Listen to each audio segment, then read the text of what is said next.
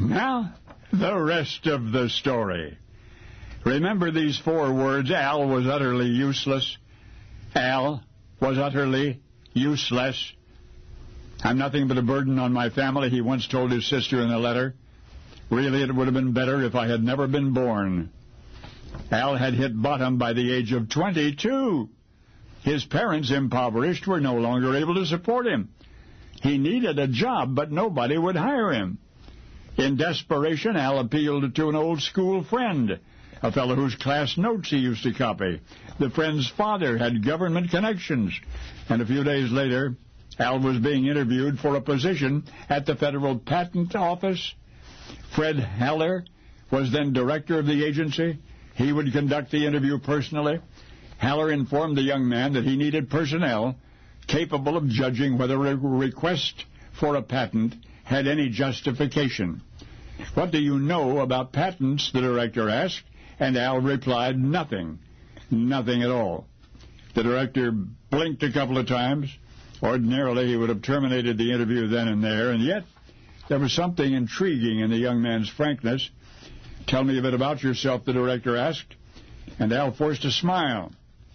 What was there to tell? He'd been thrown out of high school at 15. With no high school diploma, college was out of the question. So he applied at a technical school, but then he flunked his first entrance exam.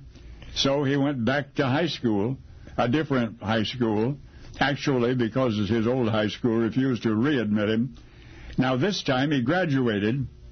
He was even accepted thereafter at technical school, but when prospective employers subsequently discovered that he had cut classes chronically and that he had passed exams only narrowly and had treated professors irreverently, well, nobody would hire him.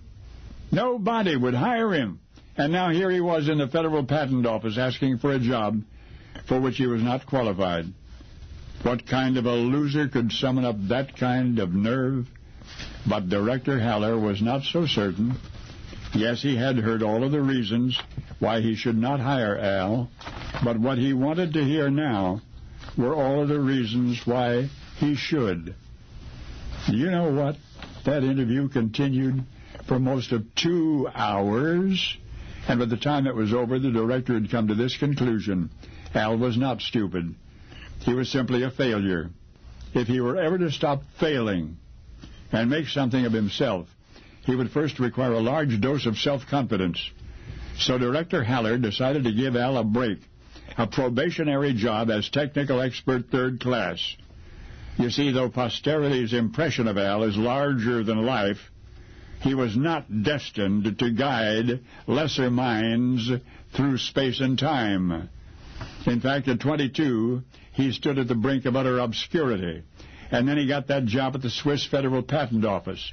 And inspired by his very first unequivocal success, he eventually learned to live up to his best, his very best, and to become the groundbreaking genius the world now knows as Albert Einstein.